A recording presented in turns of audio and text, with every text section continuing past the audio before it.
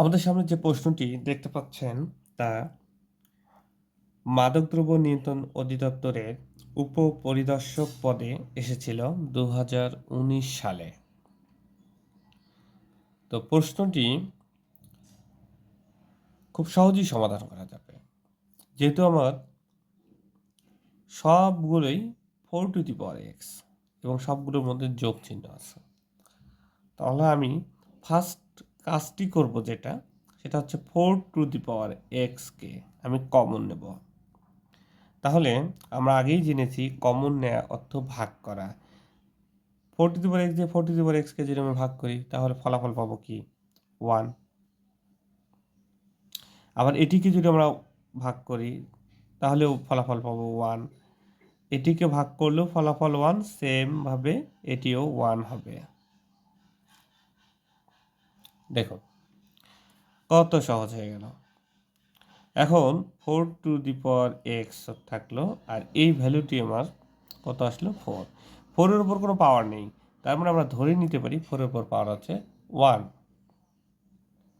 এখন আমরা সূচকের ক্ষেত্রে জানি যে বেজ যদি সেম হয় তাহলে পাওয়ারগুলো কি হয়, যোগ হয়ে যায়, তাই না?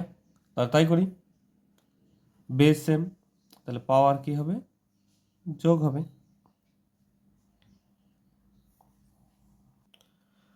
এখন উপপরিদর্শকের পরীক্ষায় যে অপশন ছিল সেখানে অপশনটি এভাবে ছিল না, এটিকে আরো ভেঙে লিখেছিল। তাহলে আপনাকে অপশন দেখে আপনাকে আপনার চিন্তা ভাবনাকে পরিবর্তন করতে হবে। এই পর্যন্ত আপনি নিয়ম অনুসারে এসেছেন, এখন আপনাকে অপশন দেখতে হবে যে অপশনে আসলে এইরকম অ্যান্সার আছে কিনা। যদি থাকে ব্যাস ওকে, না থাকলে আপনি আর একটু চেষ্টা করেন যে এটিকে আর কীভাবে লেখা যায়।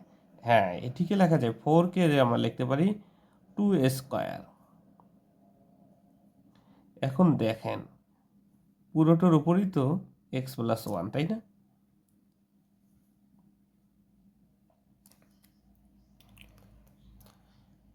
এখন সূচকের নিয়ম অনুসারে আমরা এটাকে কী করতে পারি, গুণ করে দিতে পারি। তাহলে 2 to the power 2x plus আবার 2 দিয়ে এটিকেও মাল্টিপ্লাই করতে হবে, তাহলে আবার হবে কত 2।